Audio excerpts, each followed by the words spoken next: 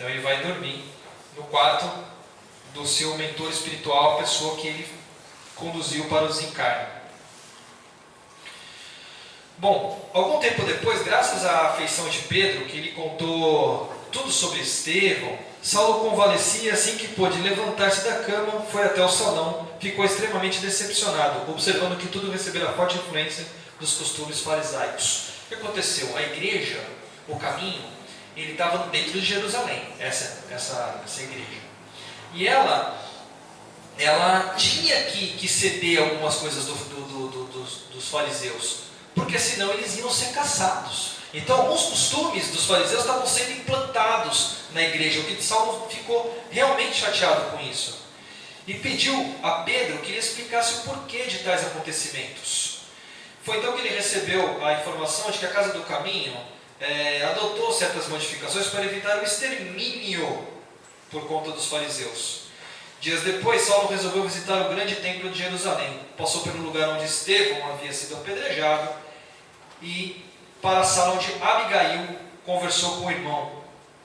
Foi recebido por antigos companheiros que novamente o magoaram, daquele jeito que ele já estava se acostumando. Disse ao apóstolo que gostaria de começar sua pregação por Jerusalém, mas ouviu desde a recomendação que fosse embora. De novo, ele fala: vou começar minha pregação aqui. E mais uma vez, o apóstolo do caminho fala para ele: aqui não é hora. Jerusalém, se você fizer isso aqui, você terá problemas, justamente com os que estão caçando os cristãos. E Saulo, ele é enfático de novo e fala: mas eu tenho que fazer isso porque Jesus me pediu. Ele fala: se você fizer isso, você vai matar a semente. Você precisa esperar. Você vê que paciência é fundamental. Quem tem pressa, não é problema. Concordando com as condenações do apóstolo, Saulo decide voltar a Tarso e procurar seu velho pai. Agora ele vai procurar o pai, porque o pai dele estava em Tarso. Saulo de Tarso, porque ele é de Tarso.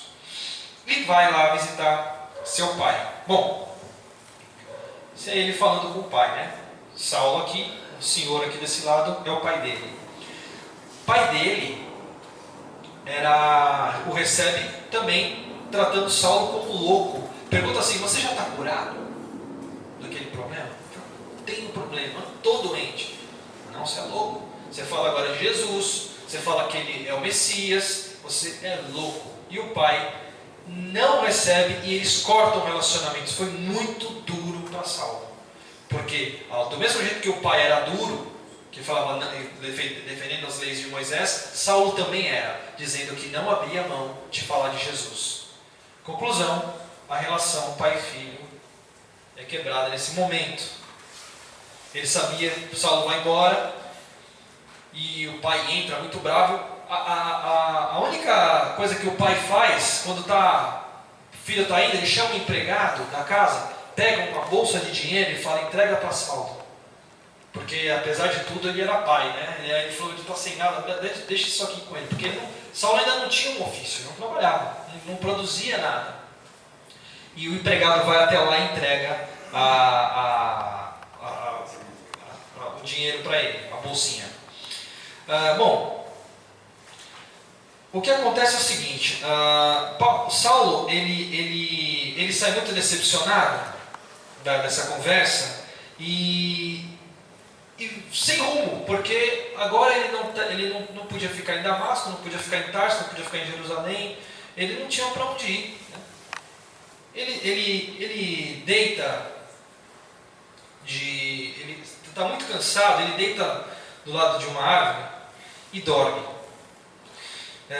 O que acontece quando ele dorme? Ele mentalmente recuou o dia radical da transformação, ou seja, com a sua mente de volta no dia que ele encontra Jesus.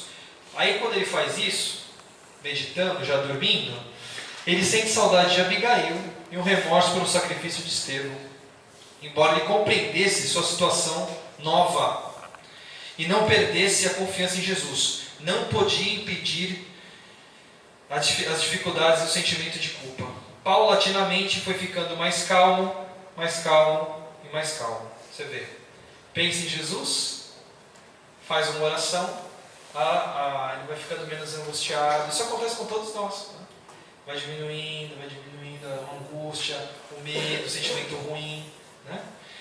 E tinha a impressão de flutuar ao lado do corpo, que ele já está dormindo. Sentiu que alguém se aproximava e viu à sua frente Estevão. Então agora é a primeira vez que ele vê Estevão. Incapaz de traduzir as emoções de sua alma, ele ajoelha. Todo espírito evoluído, se ele puder, ele te segura, ele não deixa você ajoelhar na frente dele. Porque ajoelhar é uma reverência que os espíritos mais evoluídos simplesmente não precisam. Né? Mas Saulo não se conteve, se ajoelhou na frente dele e Estevão disse na hora: levanta-te, né? Com profunda bondade. Saulo levanta-se e aí começou a chorar compulsivamente. Sentiu o júbilo infinito da gratidão imensa pelo que tinha acontecido com Jesus, que Jesus tinha vindo até ele, e pelo carinho de Estevão. Pensou em pedir perdão, mas antes que tomasse qualquer atitude, o jovem se aproximou do rabino, o abraçou e como um irmão disse: Saulo, não te detenhas no passado, quem haverá no mundo isento de erros. Né? Isso é outra atitude de espíritos muito evoluídos, né? Que são espíritos que simplesmente não têm qualquer tipo de sentimento negativo contra qualquer outra pessoa, né? Independente do que acontecer. Ele fala: passado fica no passado. Quando, para sua maior emoção, eis que aparece Abigail. Aí foi difícil para ele, mais ainda, né? E aí ele disse que queria estar com ela, e ela disse assim para ele: nunca nos faltará um lar dentro do reino de Deus. Saulo não consegue falar, mas naquele instante decretou a si mesmo: nunca mais permitiria que o desânimo se apossasse dele. Depois pensou na dificuldade que teria com as pessoas nas sinagogas e na própria casa do caminho. E Abigail, ele pensou, ele não falou. E Abigail entendeu o pensamento dele e disse o seguinte para ele: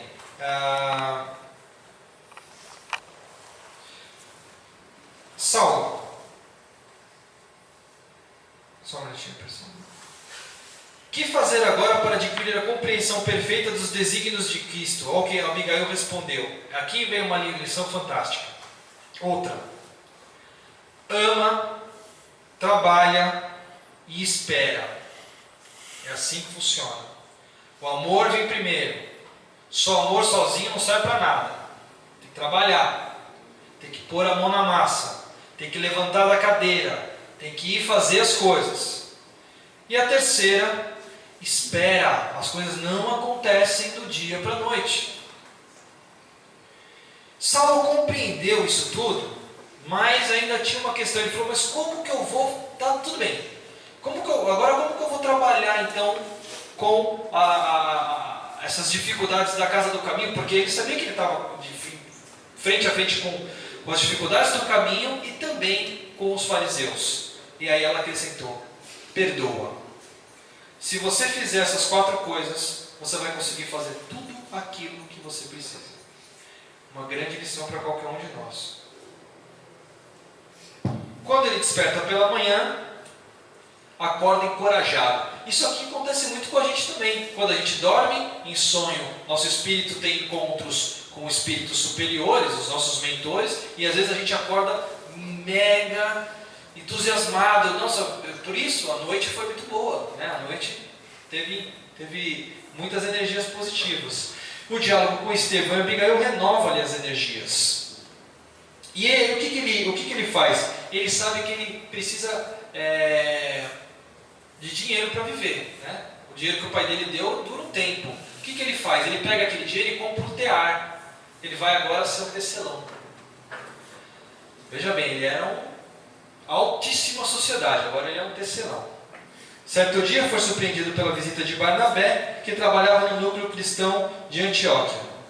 O núcleo não passava por dificuldades financeiras, mas se ressentia, precisava de trabalhadores da palavra, ou seja, pessoas que falassem sobre o Evangelho. Barnabé o procurou, por sugestão de Pedro, a fim de que auxiliasse nesse sentido, uma vez que conhecia profundamente tanto a lei de Moisés quanto o Evangelho. Saulo conhecia a lei de Moisés de cor. E aí chama Barnabé, o convida para trabalhar na casa do caminho de Antíoco. Ele fala que sim, mas ele quer manter o trabalho dele de tecelão, porque ele não quer causar ele não quer ser um peso para casa, ele quer se sustentar. Bom, muito bem, ele se instala na cidade e começa a trabalhar junto com Barnabé na igreja, no caminho. E no entanto, a palavra tão fácil em outros tempos parecia retirar-se da garganta com muita dificuldade. E aí ele entende o seguinte, que ele era um orador muito bom quando falava de Moisés e quando estava envolvido com os fariseus. Agora, ele não conseguia mais fazer da mesma velocidade, do mesmo jeito. Ele percebe que ele tinha que reaprender.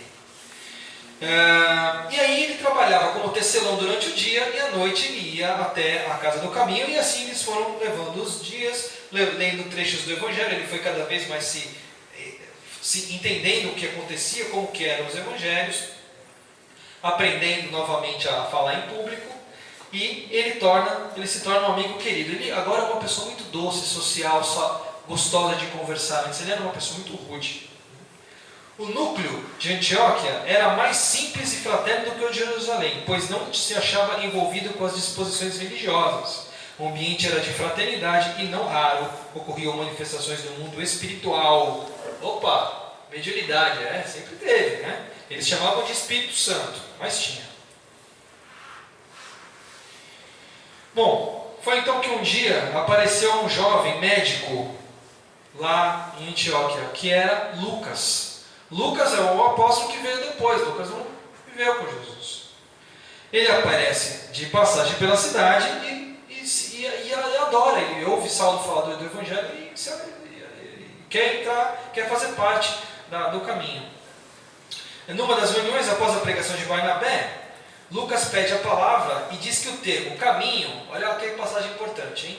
Lucas pede a palavra e diz que o termo caminho, em sua opinião, não era uma designação adequada para os seguidores de Cristo, que o nome deveria ser cristãos, que remete a Cristo. Então, eles todos acham que é uma ótima ideia, e a partir daquele momento, por sugestão de Lucas, passam a se chamar de cristãos, nome que a gente tem até hoje. Certa noite, numa das reuniões,